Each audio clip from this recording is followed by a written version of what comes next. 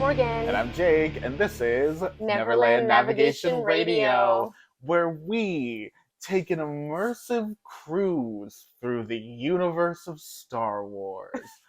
Galactic Starcruiser at Walt Disney World. Soon to be X. It's on the chopping block. It is. Right. In honor of our fallen soldier. I think people say on the chopping block as like it might get cut. Oh, you're right. This is definitely cut. This is in the trash. Yeah. They're done with it. Yeah. Right now it is the beginning of August, so you might have another month. Doesn't it officially, the last one's in September, I think. Yeah. You definitely can't buy one anymore. Okay. They're you done. missed your shot. Yep. Too late. But that's okay, because it lives on in our hearts and our minds and in this podcast, because we're going to talk about it for at least 45 minutes. Yeah. Well, yeah. I'm excited for the part where we talk about what happens next. Mm-hmm. Yeah. Yeah, me too. This was something that seemed interesting, especially in conception before I found out much about it. Yeah. Sounded like a really cool idea.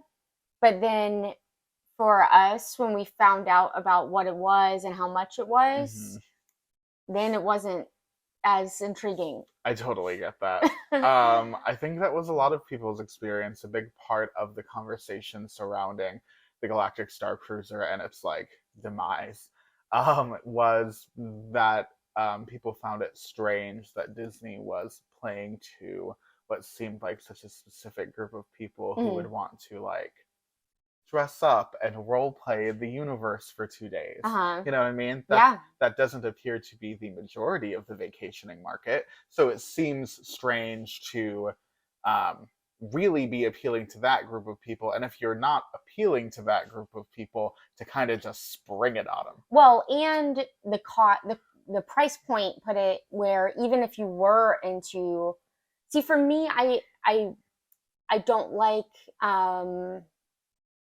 if you've listened to the podcast, you know I don't like being called on. You know what I mean? I don't like mandatory audience participation. Yes, like Monsters Inc. Laugh Floor, for example. Well, no one likes that. I think some people like it. But for me, I get stage fright. You know what I mean? Yeah. So it is a pretty high stress thing. Yeah.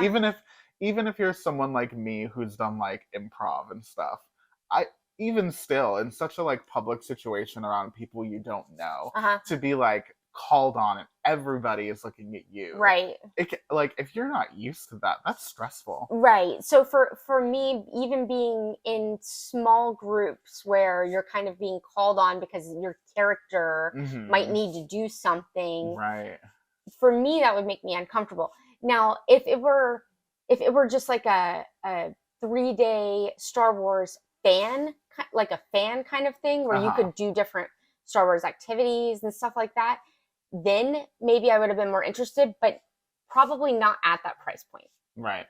The price point was another major deal breaker. So they used to have on the Disney Cruise Line cruise ships, they used to have what was called Star Wars Day at Sea. And I noticed a year or so ago that wasn't an option anymore. And I wonder if it's because of this. I hope it comes back. I hope it comes back too.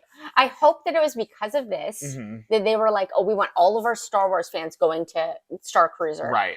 And diverting your resources. Because the great thing about Day at Sea is even if your family is Star Wars fans, but they also want to experience a lot of other Disney stuff because you're also Disney fans. That's how my family is. Totally. Right? We're big Star Wars fans, but if I'm doing something Disney, I also want the other Disney elements. Of course. So, you just feel of course there are going to be people who want to just take a Star Wars cruise. There's an amount of people, but I think more people are a more blended type of family interest dynamic where you might have one member. Yeah, maybe they want to see Elsa or something too, you know? Right. And Day at Sea, if you had a 3-day or a 5-day cruise, only one of those days was totally Star Wars. Right. The other days you might see some Star Wars shirts and stuff like that. But that one day is devoted. And it's Star Wars overlay of the cruise ship. Yes. Which I love as a concept. I do too. I love that about Marvel Day at Sea too, because my husband's way more into Marvel than I am. Mm-hmm. Like with as going as far as the comic books and stuff like that. I'm actually a big fan of Marvel too. I just have a hard time keeping up, but that's a whole nother story. It's a lot of information, girl. It's a lot of information. I need to start taking notes. For real, flowcharts. Yeah.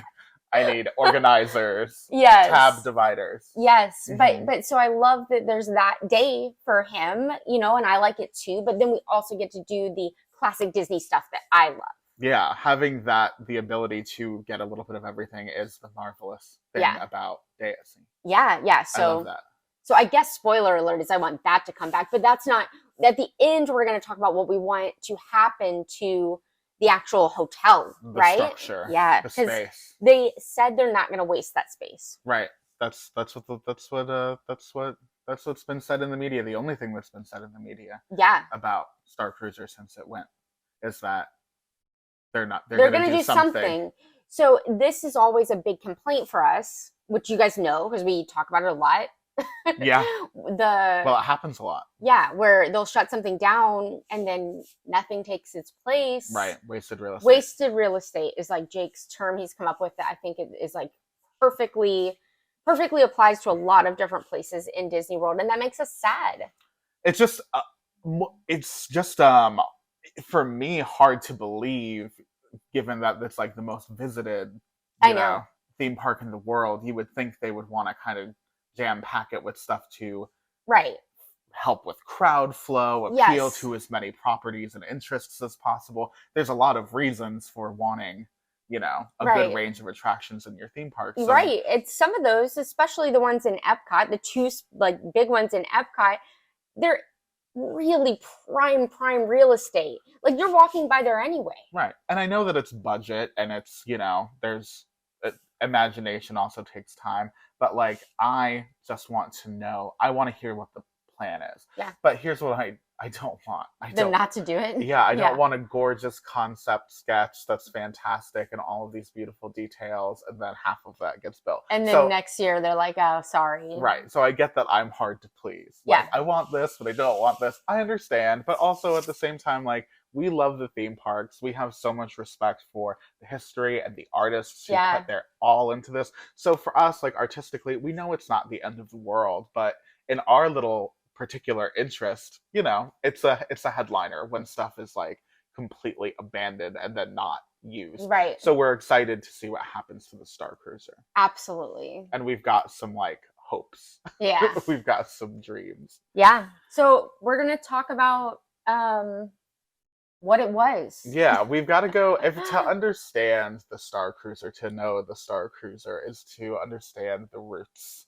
To understand where it came from. Okay. And when I got my reading glasses on and I started doing some research about the Starcruiser and I got ready to go really in depth on the history, I found like so little information on the internet about the origins of the Starcruiser and its development. There's been some stuff shared by Disney, but I was telling Morgan this before we started recording this. But some of our older stuff, especially like old Epcot stuff, because there's such interest in that realm of things, Imagineers, once they retire or once they don't work for Disney anymore, oftentimes will release memoirs or just books detailing their time working for the company. And so we learn a lot about the events that actually led up to things and why they are the way they are today in the parks. Because Starcruiser is such like a recent addition to the Disney catalog of products, there's really not a lot of afterward information about the Starcruiser because it's so recent. But I was able to kind of lay the groundwork of how it came into existence, and then we'll kind of talk through what the experience of the Starcruiser was. Yeah. So let's start here. Let's start with Bob Iger, because it's March 15th, 2005, and now Bob Iger is the CEO. Well, you jumped way back. Yeah, we a long time ago. Okay. And a CEO not so far away. It's Bob Iger. He takes over from Michael Eisner, and he wants to shake up Disney. And you said 2005? Mm-hmm. Okay, I can't wait to hear this. I thought this was like a I thought this concept was really new. Hmm. This iteration of this concept is very new. Oh, okay, okay. So Iger has stepped into the role of CEO, and while Michael Eisner did a lot of theme park expansion and a lot of focusing on revitalizing the animation studio, Bob Iger has a different legacy in mind for his run as CEO, and he starts wanting to redefine and broaden what the Disney brand could mean to the public. And a big part of that was acquiring other media companies and merging their catalogs with the Disney catalog to broaden their library. The first of which was Pixar. So in 2006, Disney acquires Pixar, and Bob Iger goes on to call this his best and most meaningful acquisition. It's a home run for them. They feel like they've got a brand that America respects and values big time, and they're really happy with the acquisition of Pixar. So, all seems to be going well in the acquisition game. And Iger is pretty happy with this. But the theme parks are about to need some attention because the theme park landscape is about to shift in 2010 because the Wizarding World of Harry Potter is opening over at Universal Yeah. Studios. It always comes back to the Wizarding World of Harry Potter. Oh, it does. It has immersive theming. It has in-character cast members. Uh, it has a reception that changes themed entertainment forever because people go wild over the level of like detail and intricacy and storytelling within the land. So Disney, for the first time in the themed entertainment history of their company, is kind of playing catch up, and they're looking for different ways to incorporate highly immersive experiences into their public offerings. So that's where we're at in Imagineering world. However, back in Bob Iger's world, which is not just focused on the theme parks, but the whole of Disney and what Disney means in the American perspective, is acquiring Lucasfilm in 2012. Yeah. So here comes, the most beloved sci-fi property in American history joining the Disney umbrella. Which also, I mean, already was part of Disney history. Right. You know what I mean? We had Star Tours. Yeah. And Indiana Jones rides. Yes. And ride show. And massive collaboration on several occasions between Walt Disney Imagineering and Industrial Light and Magic, which is George Lucas's production company, and Lucasfilm in general. Even Captain EO, the Michael Jackson film that was created for Epcot. I always forget that was Lucas. A George Lucas project, yeah. Funny. Directed by Francis Ford Coppola. what a starring Michael Jackson. Starring Michael Jackson. And some aliens. Yeah, and some puppet aliens. I love Captain EO. But anyway, yeah, so there's this big history of collaboration between Disney and Lucasfilm. So it seemed like a natural acquisition, although obviously Star Wars fans are hardcore sometimes. So it was, it was a hot button issue for a minute because they were really worried about what Disney would do with the, right. Especially with the movies, because they immediately announced they were doing another trilogy. Well, they part of the family. Yeah, why not? Why not? Anyway, so now Disney's got Lucasfilm. And for this part, I'm going to be using some information from the Star Wars website, which conveniently has an article about this. Oh. Walt Disney Imagineering executive, producer, and creative designer Anne Morrow Johnson and several of the other Imagineers had been brainstorming about what a highly immersive hotel experience might be. Because now Walt Disney World is looking at, okay, now we have to change the game. Now we have to do something game-changing. Right. So, when you're talking about a highly themed Imagineering level resort concept, then that's what they're kind of starting to mull around. And someone in the room says, well, aren't you talking about a cruise ship type model? And then what they liked about that was that it allowed the passengers to join the live experience when they board as a group. They got to experience the arc of the storytelling together, form a community, and then they could control the parameters of the experience by having a clear start and end date. Everyone gets there on day one and leaves on day two, and everything happens to them together. On the other hand, it's almost like you're a bit trapped, like you are on a cruise ship, which can be a good thing. You're trapped in this story, you know what I mean? For me, it seems so restrictive. Yeah, the limited nature of the itinerary is something that was heavily criticized when it came out Mhm. because people were dumbfounded that during this 2 day itinerary, the only time they were going into the theme parks at all was for excursions into Star Wars Galaxy's Edge Uh-huh. for limited periods of time. And people couldn't understand why a theme park resort was not allowing guests to visit the theme parks. Yeah. Um, but that was all part of the choice to make it this hyper immersive thing, really aimed at people who are willing to go all in on an all Star Wars type of thing. Right. Also, very high ticket, so it definitely narrows the market. Yes. Yes. Anyway, Scott Townbridge, the portfolio creative executive from Walt Disney Imagineering, said that his team had considered something of this caliber before Lucasfilm was even acquired by the Walt Disney Company, and that the idea of an immersive resort hybrid model was started to be thought about many, many years ago. And Townbridge notes, tracing its roots back to the strategic think tank he was leading at one time. So even before Lucasfilm was acquired, they were getting their mind rolling around how do we fuse resort and theming, and then with the acquisition of Lucasfilm and with Harry Potter happening, all of the stars kind of align for this experience to be created. Okay.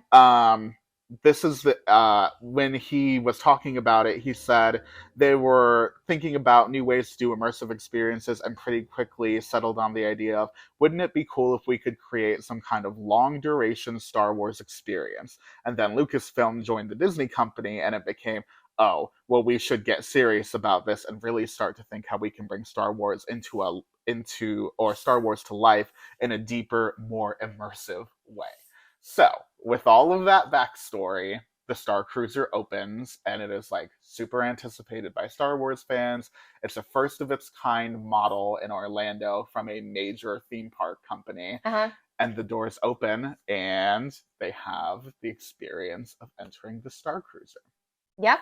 So that's where I'm taking over. Yeah. Right. So Take the wheel, Chewie. yeah, I did a bunch of research to find out what the experience was like on the Starcruiser. So like Jake said, it's a cruise type experience. So if in case you haven't been on a cruise, there's like a time that you get to the port, and so everybody's getting on the boat in a few hour window. You know what I mean? Boarding time, yes, and then spending X amount of days there, and then you get off the morning of the last day very early. So with this, I'm going to go through like an example, like day by I love day. this. I have to say, I know almost nothing about the actual experience. I was trying. I always do this when new Disney stuff comes out. I go, I could get to do that one day, maybe. Yeah. So I tried not to spoil it for myself, but now that it's going away, I can't wait to actually learn what the full experience was. Right. And like I said, at the beginning, I really thought this was something that we might want to do eventually. Yeah. Before we learned the details. Yeah, especially the cost. Yeah. Like it just wasn't, it's way more than an actual cruise. Yeah. Or, I mean, the prices of like getting onto the Disney Wish right now, because it just came out last year, are maybe close to this price, but I don't even think so. I think this is not for 2 days. Yeah, not for 2 days. Yeah. Right. So the price point, I think, was the part that was really a detractor for a lot of people. It's insurmountable for most people. And I can just jump to that. So a 2-night, 2-day experience aboard the 100 cabin Starcruiser was, for if you have 2 people, it was $4,809. For a group of 4, it was almost exactly $6,000. Right. So, and that's just for 2 nights. And the last day, your day 3, you have to be off by like 8 a.m. So that doesn't even count. Right. So you've got your boarding day that night, the next day that night, then you're off. So very short for $6,000. Yeah, extremely. And also in a price point that can't be compared to anything else at Walt Disney World. I mean, For real. I mean, if you start talking about some suites and some hotels, maybe. Well, but those suites probably have room for more than 4. Yeah, We're not exactly. talking about you're getting like the presidential suite. No, yeah. For this price, you're getting a small cruise ship cabin with like bunk beds and then another small bed. When I saw, this is the point when I thought, uh-oh, is when I saw Disney release the pictures of the cabins. They look very cool to me, but they look cool, but yeah, they look like a space cruise like cabin, small. They did not look like spacious, luxurious, comfortable. Yes, at this point you're not paying for luxury, you're paying for theming, but it is like but honestly, I think most people paying a luxury accommodation price tag are very much used to luxury accommodations. Yeah. So you're setting yourself up for something interesting here. Right, exactly. Okay, so I'm gonna hold this up here. Okay, so your day 1 is you arrive by 1 p.m. Mm-hmm. This is an example, right? So this was set up as kind of a choose your own adventure situation to a very, I want to say small extent, because basically you are choosing whether you're on the light side or the dark side, and then that kind of, pushes the way your story's going to go. Right. They made it sound like there would be a lot of like branches of ways it can go, but I really think it boiled down to your light side, you're going to have these activities, and your dark side, you're going to have these activities. On a basic level. Right. Because there are parts in your itinerary where you'll get a mission and you have to go do something. And then, and that's a pre-scripted mission. You know what I mean? Yeah. So, right. So the possibilities aren't endless. A la like Star Tours. Right. Where you could get any combination of things a million times. Yeah. But this is like how many pre-written maybe they had scenarios. A ton of them, but yeah, I don't know. Right. But to begin with, that whole, you're going to get this activity based on what you chose, whether you're on this side or this side. Now go do this. Like, it's like you're on a scavenger hunt. You might be on like a scavenger hunt type thing, and you might have to go build something. Already off the bat, that sounds kind of cheesy to me. You know what I mean? Like, oh, you're forcing me to do something. Do you know what it sounds like? You know those clubs that you leave your kids in on a cruise ship? Yeah. It's that for adults. Yeah. But like highly themed. Yes. Obviously. Yes. Like, obviously, in terms of like immersion and budget, it's something very different, but concept-wise, it's definitely a guided activity day for adults. Right. It does seem like a kid's birthday party kind of thing. You know what I mean? Yeah. Like, everybody put on your Star Wars robe. Yeah. And obviously we didn't do it, so we don't know. Maybe it seemed a lot cooler if you're in it. I don't want to make fun of the people who were like excited by this, because I would have done it. I would have done it too. If the price point were there, I would have done it 100%. I totally would have done it too, especially for like doing something new in this place that we love. And I like Galaxy's Edge a lot. I'm excited for like that lore or whatever to like extend to other stuff. I think that's awesome. Yes.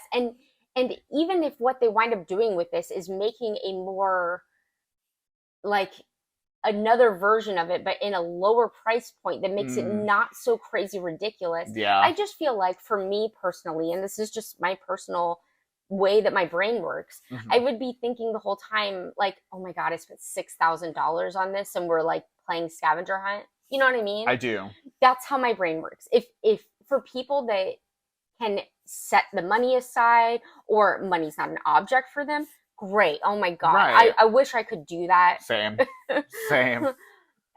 We started doing our Disney restaurant reviews to help out people so that they wouldn't go through what we went through, where we would go several times. Yes. Spend $100 or more.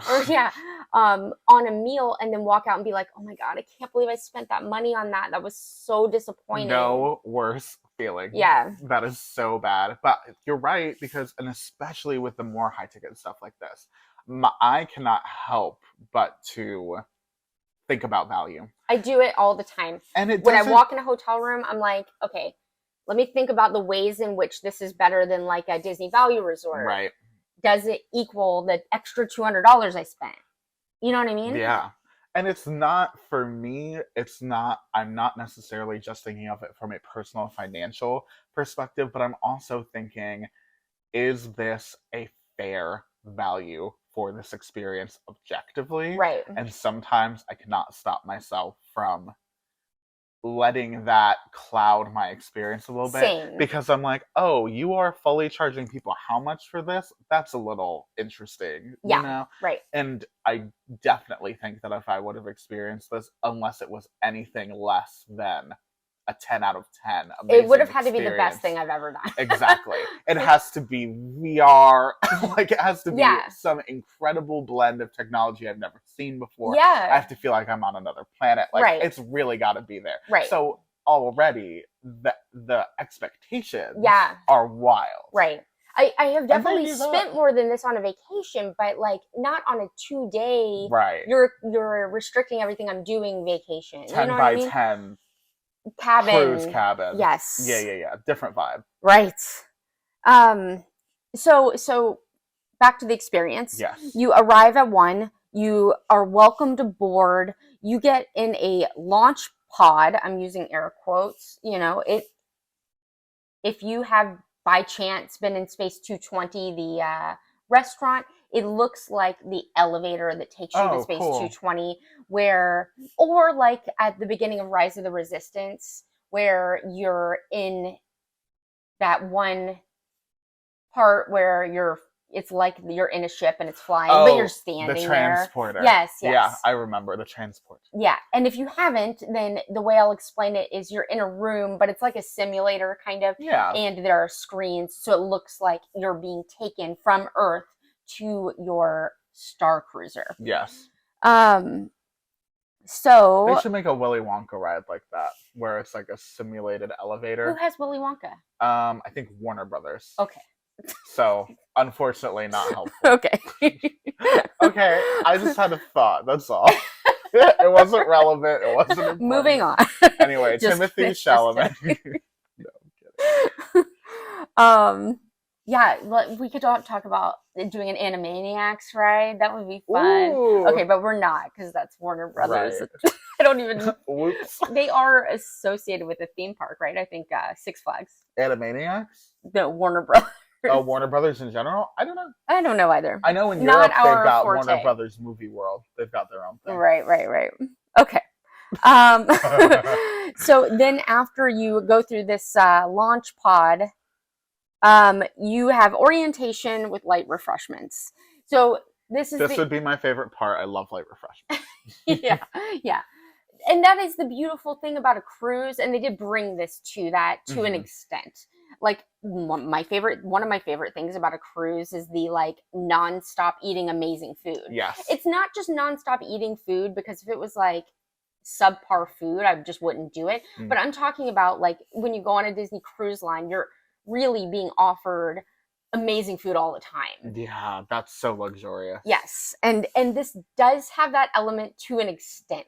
So your food is all included, except for no alcohol is included. Hold on, I've got a whole section for this part. Oh, cool. I know nothing about the dining situation, okay. So I'm intrigued. Yeah, so food is included, but no alcohol at all, which is true on a Disney Cruise Line too, and I completely understand that from a Disney. We don't want everybody running around drunk. There was no drink package for this? No. There's no drink package on a Disney Cruise Line either. Right. You have to buy individually, and that's the case here too. There's actually a bar that I'll talk about in a second, which is very themed, cool. Star Wars themed, and you can get Star Wars themed drinks, but they are crazy expensive. So on top of your $6,000, right, you're gonna need to shell out some money for this stuff too. Yeah. Sublight Lounge, which is the bar I was just talking about. It's a very cool theming, you know what I mean? And another thing I'll say about the research I did is that the cast members that work in here, they have their character that they are, that they're Mhm. dressed like. They know where they're from. It's like when you're in Batuu, which is Star Wars land, in Hollywood studios. The same thing happens. If you go up and talk to a cast member that works in that area, Mhm. they'll tell you what planet they're from. Right. You know what I mean? Yeah, they've all got a little backstory. Yeah. It's very oh fun. gosh, I keep losing my spot. Okay. So mocktails are between $7 and $8, and cocktails are between $13 and $23. Dang, $23. That's rough. Yeah, You get to keep the glass. I hope so. Maybe for the 23. I don't know. I didn't. My friend Tori and I recently did the pirate dinner show experience in Orlando. Oh, okay. A product of similar quality and renown. Okay. Just kidding. And we were shocked at the drink prices at the bar, but the $20 drink that we did buy, you get to take the glass out. Oh, okay. So yeah, that's what. So hopefully, at least you got to take home like something that looks like the head of a alien or something. Yeah. That'd be nice. Sure. Trader Sam in says the that moment, in the Polynesian. In the moment, that always seems like such a good idea, and then you wind up with a cabinet full of these rando like. I never do it. Yeah. Now popcorn buckets, I have too. now finally gotten to the point in my life where I can like foresee this sitting in a cabinet for like a year, and I'm like, nah. I've done this enough times. I have done this. How many strikes can I give myself? But... Yeah, it's that way with popcorn buckets, these drink sipper things. All of that just amounts to junk sitting around my house. Sitting in a cabinet. Yeah. They're beautiful, but I can't. So cute in the moment, for real. So when you're on, I'll come back to this later. But anyway, so the food is included, but not alcohol, and you have specific times that you have to eat. Right. Which like a cruise ship is like a cruise ship, except for with a cruise ship, they usually have a buffet that's available all day. This also does have a buffet option. The hours are a little bit more limited. Oh, interesting. Yeah. So, all right. So anyway, you get your orientation and light snacks. Not dark snacks. Oh my gosh, sorry. I'm so sorry. I lost my place. No, it's okay. You have a ton of information. I do. Because the experience is so involved, I see that you have like pages of stuff. I do. Because there is like, that's the whole point. Well, and for it to be like a detailed experience. You know? Right. And I was having to look things up. Like one of the things that they do that you learn on day one is how to play the card game they play in Star Wars, which is cool. That is cool. And you come not chess. Don't they play chess in Star Wars? Oh, is it just regular chess? I don't. I didn't know there. No, the reason I asked is I didn't know there was a card game in Star Wars, but that's cool. That seems like a fun thing to do. Yeah. Well, I mean, if you're really into it, maybe you would know, like. Right. It's sabacc. Oh, cool. Yeah. Okay. I might be saying that wrong, and I don't know why I looked at you like you were correct. I would not be the one to know. Yeah. When I just like typed in sabacc on here, it says, it's a card game. It's just a card game that's played in like in universe card game. Right. They teach you how to play. Right. So they teach you that on after the Yeah, I guess. You know, it is. Not $6,000. Yes, that. Not $6,000. Cool. It would be very cool if it was something like when you're in like Galaxy's Edge. Yeah, and you got nothing else to do. Yeah, that somebody's just there to teach you. You know what I mean? That would be cool. Maybe not. I see what you mean. I would be like, okay, how much? $6,000 divided by the amount of hours that I'm here. What are these cards? 25 cents a card? What's going on? That's just my brain. It's rough. No, okay. I feel. They would have handed you the cards, and you would have been like, "What? Do I get to keep these? Are these going to be collector's items?" Which I'm sure they are. Oh yeah. If you did get a souvenir cup, now that it's only have been open, maybe it will be worth something. Yes, because people are wild for the history of Disney and Star Wars. Yeah. So this is going to be like eBay gold. Yeah. You know. So back to this. Then you have a muster drill like you would on a cruise ship, which is interesting because since this is a role-playing game type experience, there is an alarm that will go off like with red flashing lights, but that's to tell you to do something in the game. But if they have an actual emergency, like a literal fire in the hotel, they have to show you what that different alarm is like. And it's just got a different sound to it, no red lights. Well, that sounds very confusing. Yeah. I see why they had to have the drill. Yeah, so hopefully it really clears things up. Right. So there's that. They're teaching you the difference between a fake alarm that's part of the story and a real alarm that means you actually have to leave. And I'm sure, hoping with all their might that they never have to do that, because that would totally break the spell that you're supposed to be under. Of course, yeah. But so far so good. Yeah. Then they have a lot of performances.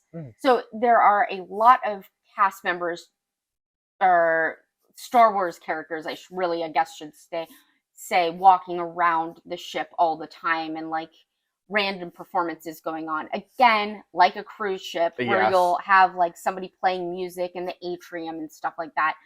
There's stuff like that going on. Then you will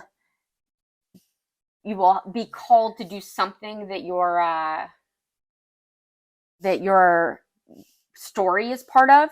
So you might, for an example, you might be asked to join at an elite smuggling ring and prove something, or you might be told to help the resistance by hiding a stowaway. These are some of the possible activities that you could be told to do. I can see like what the idea is here of like you get these little side quests that you have the option to make happen. Right. Later there's this is day one. So that sounds like a lot. It's really not. You know what I mean? It doesn't sound like a lot to me. Yeah, I've been talking for a long time, so I thought maybe it sounded there's like just a lot, but it's not. There's just a lot to get through. So then later there's the captain's reception with a dinner with live entertainers. Okay. That sounds nice. Yeah, it does sound nice. The food, if you see pictures of it, like if you Google search pictures of it, it's themed. You know what I mean? There were, one of the pictures that really stood out to me were these big prawns that were blue. Oh. So they clearly like marinated in something that turned them blue. That's pretty cool. Yeah, that is cool. I would $6,000 to do that. Well, yeah. But also like they had, it has to be that, or else it's a failure. Yeah. Oh yeah, yeah. After dinner there's more entertainment in the atrium. That's it. Then you go to bed. Okay. In your little cabin. Right. But it does look cool. So we did something. You did some sort of activity. We played cards. We got refreshments. We did a side quest. We got dinner. Right. Entertainment. Okay. That's day one. And I'm sure that on day one, there's a little bit of just walking around and checking everything out. Like there would be on a regular cruise ship. Yeah. Yeah. On day two, you start with Batu. Again, this is an example itinerary. I'm sure that they might have part of the ship going to Batu at one time and part at another. But the example one that I was looking at had you going to Batu like first thing in the morning. So, and that's Star Wars Land, Galaxy's Edge. This area is called so many different things. I just wanted to say that in case somebody didn't know. Yes. There's no big sign that says Batu. There is no big sign that says Batu. Yeah. And it's all called Star Wars Galaxy's Edge, but sometimes in media they call it Black Spire Outpost. Like in Star Tours they call it Black Spire Outpost. And before it was like even named, but it was rumored, people were just calling it Star Wars Land, and that's kind of stuck. It has. Yeah, so hard. Not Everyone like because there's like Toy Story Land and Fantasy Land and stuff like that, and I think it just kind of like they did it to themselves. Yeah. Totally. So back to day two, you actually would start with a breakfast that's served buffet style, and that's served between 7 and it's served between 7:30 and 8. You've got to be down there between 7:30. What? A 30-minute only breakfast? Well, no, I think you have to be down there between those two times. Oh, but still, it seems very restrictive. And that's so early. It's early for me. I'm on vacation. I know. Well, you've got to make every minute count at this price point. Of course you do, but it's not. That's another thing. They couldn't have started at 9. Yeah, but see, that's another thing for me is I don't want to run around and get no sleep on my vacation. Yeah, this is a laborious vacation. Although I guess I do that. I guess everybody does that a lot of people do that, especially a Disney vacation. You're rope dropping. You want to get the most for your money and stuff like that. Yes, but like with the theme park day, and I have told this to everyone I've helped plan anything at Walt Disney World, you gotta have a rest day. Yeah. You know what I mean? So you can kind of go, and then have your little rest time. I would be interested in something I am interested when it comes to the Star Cruiser is how successful people were able to blend like relaxing with the live entertainment and the drinks and the like hyperactivity of being directly involved in the plot of I the think there was experience. probably a little bit of time for both because, like, the part where I said that they're having light refreshments, I think that at that point you kind of don't have a choice but to relax and Have fun. spend $20 on a cocktail and listen to the performers, and then like the after dinner. That there were like on day one there was no activities after dinner. It's just there's live performance or you can go to bed. You know what I mean? Yeah. Yeah, and I don't know. You know what I mean? Like it's hard because what I'm imagining doesn't match the price point, but since I actually didn't experience it, it's hard to say. Yeah. You know what I mean? To me, when I hear it all, I'm like, okay, that sounds cool, but like no, like a fourth of the price, a third of the price. Maybe things will turn around on day 2. Okay. Can you imagine? Well, on day 2, you start off getting up early, eating at the buffet, and then going to Batu. So, while that's probably really awesome for a Star Wars fan that doesn't live in Florida, for me, you're already taking away because I can go to Batu whenever I want as an annual pass holder. You know what I mean? I don't want 5 hours of my $6,000 can for a lot cheaper. Yes, for $100 sometimes. Right, you could get into the park. It sounds like they give you a fast pass to the 2 rides in Batu. Well, good. You'll need it for one. Yeah. Yes, you'll need it for one. And then they give you a meal voucher to eat at Docking Bay 6. Cool. So that's your Batu day. They don't want you to leave Batu. I don't know, like, if there's any sort of enforcement to that. Surely not. I can't imagine. Nope. But they don't. They want you to stay in it. So that's their plan for you. Is you do that and then you take a shuttle back. All right. No ogas. No planned ogas. No planned ogas. What? I know. All right. Not on the example itineraries that I looked at, and I looked at more than one. Right, but like I would think that they give you a drink, you know, or give you blue milk. You know what I mean? Yeah, I do know what you mean. This is exactly my. Although it did say that if you could either do the voucher or you could go back and eat on the ship, and if you did the voucher, you ate at Docking Bay 6, that would include an alcoholic beverage like a beer. Whoa, okay. So they're getting wild. Yeah. All right. By 1 p.m. you're headed back to the Star Cruiser. In the afternoon, you have lightsaber training and droid race competition, which is something you would have to sign up for ahead of time. Okay. You can build a model ship, but this costs extra. Really? There's a Sabak tournament on day 2. So these are like things you could sign up for, or you could just observe. Imagine spending your whole time playing the card games for $6,000. Maybe you could like bet with people and make your money back. Credits. Yeah. Oh no. Another option would be you could go back and have more paid for cocktails at the Sublight Lounge. And then and you do get a mission while you're in Batu. So you're given some sort of a mission. Well, you're there till 1 p.m., so they have to give you something to do. Right. You're there from like 9 to 1, and you've got 2 rides and possibly a meal. That's half a shift. Yeah.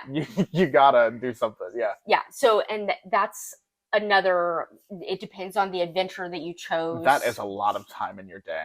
Yeah. At night on day 2, you have a taste around the galaxy dinner, which again, it's similar to the first night. It's a sit-down meal where you're served by servers and themed cuisine. Themed, yes, exactly. And there's live entertainment at these too. Yeah, this one, the first one, the captain talks. Mm-hmm. Obviously, this is a story. You know what I mean? Right. The second one, there is a band playing, Like, Oh, cool. yeah, so it is. There's live entertainment, and that's nice. I would enjoy that, yeah. I'm sure they play the song. Right, the canteen song. Yeah. After dinner, you have another story moment, another activity. So, for examples, you might activate your heist plan, or you might bring the stolen ship aboard, but watch out for the First Order. Those were two options of possibilities. I wonder, like, to what extent production and budget-wise these things happen. Like, is it I wonder so too, because full casts of actors? Well, I know there's a lot of actors involved in this whole thing. You know what I mean? So that's cool. Maybe that is cool. Are there? Maybe I can't get past this sounding like something that. So we used to be drama teachers. Yeah. And I just can't get past thinking this sounds like a summer camp like thing that we would give kids to go do. Can I tell you something? One time I was given the task to write a non-copyright suable Star Wars like summer camp for the theater company that we used to work for. So I spent a summer just doing this. Oh my god! Like writing all of this. So You're I've like done an all of this. Imagineer. Well, I can totally like picture what this is like. Yes. Because and that's what I keep imagining. But if it's like that, isn't that a little disappointing for the price point? Well, here's what I'm hoping. This is Disney. So they've got a budget. I could only assume that to bring these story moments to life, you go to a special part of the ship where there's a bunch of actors and big screens and special effects and something that makes all of that worth it. It's gotta be, right? It's gotta be. It's gotta be. People in big alien makeup and costumes, lightsaber fights. I'm expecting the whole thing. And I know to some extent, I know for a fact that happened because I watched a video when they had their press, like they were letting people from the press come in to like media videos. Yes, exactly. Yes. And they had a bunch of these cast members, and they like were all out in the makeup and stuff like that. That's cool. Very fun. Yeah. I mean, it sounds like a cool experience. Yeah. It really does. And that you would be able to ask them questions. Right. And you should. Obviously you can't do this anymore. But in these situations, don't harass them. But it's fun to, they're ready to answer questions. Play into it a little bit. Yeah. Oh, what planet are you from? You might as well. I mean, that's the only way to get the most. If you like that kind of thing, then I think that would be fun. To me, that is much more fun than being called on in like an interaction situation. Where people are looking at you. That's what I get so nervous when I've got a whole bunch of people in a group or like relying on you. You've got to perform. Yeah, you've got to perform on the spot. Put on your costume. Yeah. See, and I was never good at the improv type stuff. It's very stressful. Yeah. A lot of people are really good at it. You're good at it. Thanks. I cannot.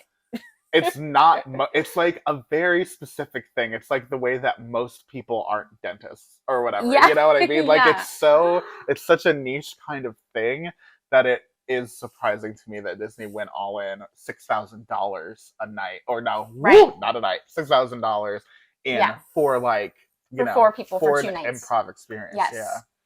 Yeah. The other thing about the costs to me, I know I keep coming back to this, but there's no way that's all you're doing, right? You're also probably, as soon as you leave Starcruiser, getting a hotel so that you can go to Magic Kingdom and Epcot and Animal Kingdom, right?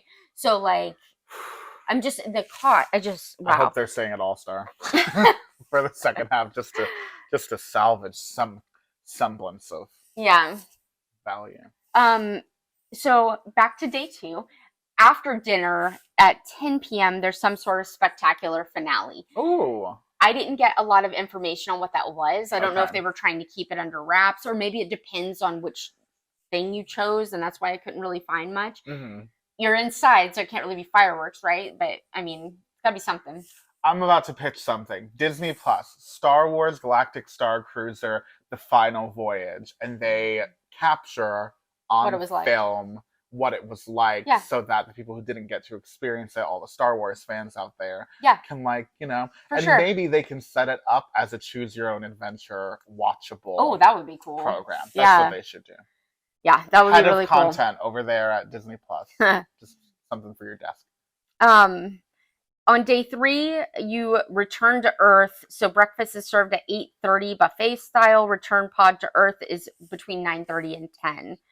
wild. Get your food and go. Yeah, you're done. So it's just such a small amount of time. Yeah, Wait, that's less than 48 hours, huh? I'm glad they give you breakfast on the last day. That's nice, but it really is like a get your food and get out of here type of situation. When we actually do a cruise, I don't count the last day because they really want you off that boat by like 9 a.m. Yeah. So they're trying to turn this thing around. yeah. Literally. Yeah. Because the next people are coming on at 1. Mm-hmm. So, let's see. I already talked about that. The dining room is called the Crown of Cornelia dining room. They also offer an exclusive captain's table dining experience. That's an extra $50 per person, and that's sitting at a special table during your dinner and enjoying a 6-course meal with other Star Wars fanatics. Okay, so like a chef's dinner type of situation. Yeah. The menu features a first taste, a bento experience, an intermezzo, a chef selection, a dessert, and a decadent finale. But I'm just surprised that you're not already getting all that. You know what I mean? Right. That's the upcharge one. Yeah, that's the upcharge. The regular one is just a 3-course kind of standard. I mean, yeah. I hope the food was good. Yes, and the last thing that I have on here is that I wrote down the times of the food being available because I thought it was so weird that it's so limited. What are they? So it says the breakfast buffet is available from 7 a.m. to 11 a.m. on day 2. Okay. And then 7 a.m. to 10 a.m. on day 3, but then they want you out. Mm-hmm. So I guess you could skip by 2 and get up and have breakfast at 10:30 a.m. or something, but yeah. Lunch is served on day 1 from 1 to 4, and then day 2 from 11 to 4. That's if you didn't do the meal voucher in Docu Bay. Yes. Like on a cruise, they offer 2 dinner seatings. One's at 5:30 and the other's at 8. Mm-hmm. Guests can submit their preferences upon booking, but it's subject to availability, just like on a cruise. Right. The lounge is open from 7 a.m. and they do coffees and stuff like that until midnight. On both of the days, well, the second day is till 1 a.m. and then of course not open on the right. Yeah. And then light snacks and fruit are always available in the lobby. That's all my information. All right. Well, hey, good job. That was a lot to get through. Yeah. Sorry, I went on and on. No, I feel like I honestly have a much more complete understanding of what they were doing on there. Yes, I do too. Even if I don't know all the details on how exactly it plays out, knowing exactly how it's formatted helps me picture it a lot better. But oh my gosh, $6,000! I can't get past it. That's wild.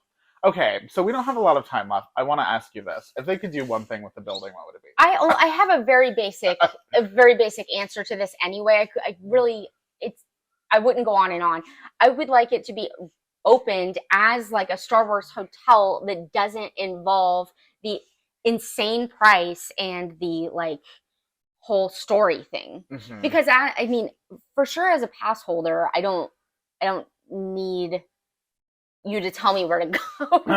Don't tell me what to do. Yeah, I know how to get around. But I would love to just stay there. If it were like $500 a night or something, which is very expensive, but like or even Grand Floridian price. Yeah. Then eventually, big bucks. Yes. Yeah, eventually we'd go and stay one night for a special occasion, probably to check it out and to review it. Yeah, our best YouTube video. Yeah. But yeah, I think it should be less than the Grand Floridian because of the size of the but maybe not. I don't know. No, I do because yes, it's very themed, but also I don't think it has to be less, but I think equal is fine. Yeah, because it's immaculate theming versus immaculate luxury. Right. So if that's how you're going to do it, that's fine, but it shouldn't be $6,000. What I do think they should do is really lower the base price and then offer those additional Star Wars experiences that take up all your time, all that stuff. They should offer them as expensive little excursions. Right. So if you're a hyper Star Wars fan, then you want more than just the ambiance and the theming of being in a Star Wars resort, then you can really involve yourself in the story, but it's not mandatory. But I think to do that, they would have to make the accommodations much more comfortable and standard resort-like to be able to appeal to the average guest willing to do that. Yeah. You know what I mean? Yeah. they would definitely have to redo the cabin situation Right. somehow to Yeah. make it more comfortable. Yeah. So I don't know. I can't wait to see what they do with it. I'm interested. Yeah, me too. Me too. All right. Well, thanks for joining me on this ride on the Star Cruiser. Yeah. You're not seasick or anything, are you? No. Did you? Space sick, you mean? Yeah. Before I went on the Star Cruiser, I had to get one of those bands, those sea I bands. heard space is very smooth. Oh, really? Yeah. No one can hear you bark. Yeah. All right, Morgan. If they want more of us, what should they do? Well, you can, depends on how you're listening to us. If you're listening to us on our YouTube, then you could like and subscribe. Yeah. So I'm all sorry. Yeah, and leave us a comment. Leave us a comment. Yeah, tell us, please, if you did this, I want to talk to you. For sure. Let us know. If you know somebody that did this. Yeah, or if you haven't, tell us the most you would pay. Yeah. I would love to talk to somebody that did it because it's such a small amount of people. Yeah, y'all should have a Facebook group and a club and a t-shirt. I did that. I survived paying $6,000 for the Galactic Starcruiser. I'm still in debt. I sold this kid. Yeah. All right. If you would like to follow us on social media, our Instagram is Neverland Navco, and our TikTok is the same. Or you can visit our website at neverlandnavigation.co to stay up to date with our latest goings on. Mm-hmm. Or you can visit us on Etsy. Yeah, the Etsy shop is called Neverland Navigation. And if you're listening to us on non-visual, then if you could pretty please leave us a review. Yeah, that really would helps. Be awesome. Let us know if you've enjoyed. Well, I think that will bring an end to our Galactic Starcruiser episode. It's been galaxies of fun, and until our next adventure, we'll see you on our next adventure. I feel like I went to another galaxy. It happens. It's the space sickness. Interference from the stars. Thank you so much for joining us. And until next time, we'll see you on our next adventure. Goodbye. Bye.